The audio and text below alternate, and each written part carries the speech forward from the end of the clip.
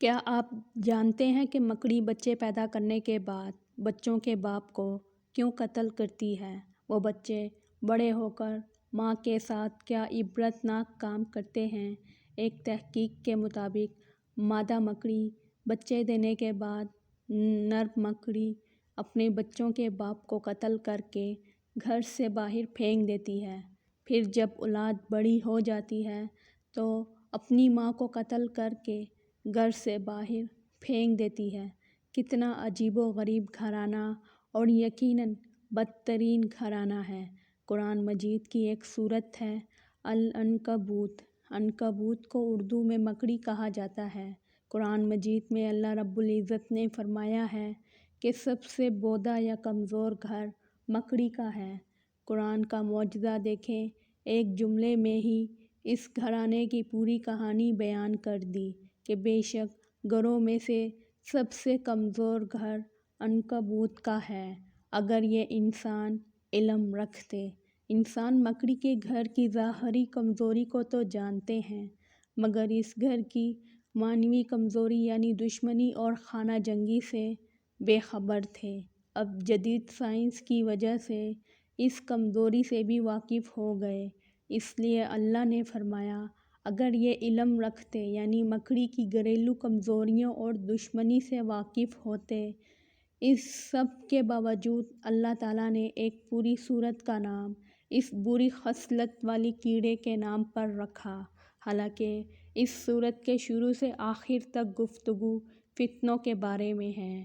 سورت کی ابتدا یوں ہے، کیا لوگ یہ خیال کرتے ہیں کہ اس بات پر چھوٹ جائیں گے کہ انہوں نے کہا کہ ہم ایمان لائے ہیں اور ان کو آزمایا نہیں جائے گا؟ اور فرمایا لوگوں میں سے کچھ ایسے ہیں جو کہتے تھے ہم ایمان لائے ہیں، مگر جب ان کو اللہ کی راہ میں اذیت دی جاتی ہے تو لوگوں کی آزمائش کو اللہ کے عذاب کی طرح سمجھتے ہیں۔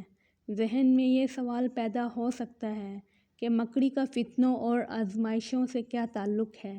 در حقیقت فتنے، سازشیں اور آزمائشیں بھی مکڑی کی جال کی طرح پیچیدہ ہیں۔ انسان کے لیے ان کے درمیان تمیز کرنا، ان کو بے نقاب کرنا آسان نہیں ہوتا، مگر اللہ مدد کرے تو یہ بھی کچھ نہیں ہوتے۔ اور آج کا دور بھی فتنوں سے بھرپور دور ہے۔ ہر چیز جھوٹ، ہر چیز دھوکہ، ہر طرف ملاوٹ اور بناوٹ۔ اس دور فتن میں جو فتنوں میں پھنس گیا بس وہ گیا۔ اللہ ہم سب کی فتنوں اور سازشوں سے حفاظت فرمائے اور ہمیں دین اسلام پر استقامت اور اس کی سمجھ عطا فرمائے، آمین یا رب العالمین۔ میں نماز نہیں چھوڑوں گی۔ حضرت عیسیٰ علیہ السلام کے زمانے میں ایک شخص کی بیوی ہمیشہ باوضو رہتی تھی۔ ایک روز اس نے تنور میں روٹیاں لگائیں اور شیرخوار بچہ تنور پر چھوڑ کر نماز پڑھنے لگی۔ شیطان نے اسے کہا روٹیاں تنور میں جل گئی ہیں، ان کو اتار لو، پھر نماز پڑھ لینا، مگر اس نے نماز نہ چھوڑی۔ پھر اس نے کہا لڑکا تنور میں گر پڑا ہے، تب بھی اس نے نماز نہ چھوڑی، تو شیطان نے لڑکے کو تنور میں پھینک دیا۔ لڑکا چلایا مگر اس نے نماز نہ چھوڑی اور اپنے دل میں کہا 1000 بچے اور ان کی مائیں خدا کے حکم پر قربان، میں نماز نہیں چھوڑوں گی۔ اتنے میں اس کا خاوند آ گیا، دیکھا کہ بچہ تنور میں آگ سے کھیل رہا ہے اور اس کی ماں نماز پڑھ رہی ہے۔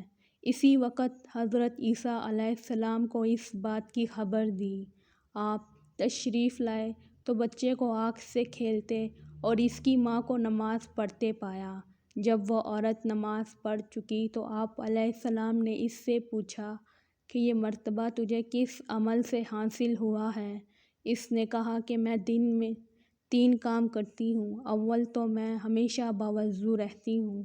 دوم یہ ہے کہ اگر مجھے ایک ہی وقت دینی کام اور دنیاوی کام درپیش ہو تو پہلے دینی کام کرتی ہوں۔ تیسری بات یہ ہے کہ مجھ پر جو مصیبت آئے اس پر صبر کرتی ہوں اور کسی سے شکایت نہیں کرتی ہوں۔ حضرت عیسیٰ علیہ السلام نے فرمایا کہ تمہارے یہ کام اس بات کے متقاضی ہیں کہ اگر تم مرد ہوتی تو پیغمبر ہوتی۔ حضرت شہباز قلندر اور طوائف۔ آپ جب سندھ میں جس جگہ جانا تھا وہاں گئے تو وہ طوائفوں کا علاقہ مشہور تھا۔ کسی نے آپ سے کہا آپ اس جگہ کیسے آ گئے؟ یہاں تو یہ سب کچھ ہوتا ہے۔ آپ نے فرمایا ان طوائفوں کی ملکہ کا ٹھکانہ کہاں ہے؟ اور آپ کو بتایا گیا تو آپ وہیں چلے گئے۔ وہ 2 منزلہ بڑی عمارت تھی۔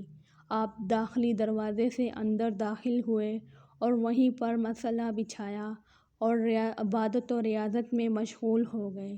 جو بھی باہر سے آتا دروازے پر بزرگ کو عبادت کرتے دیکھتا وہ واپس چلا جاتا۔ دن سے شام ہونے کو آئی، ملکہ نے اپنی کنیز کو کہا جاؤ معلوم کرو کیا ماجرا ہے۔ دن سے اب تک کوئی بندہ نہیں آیا۔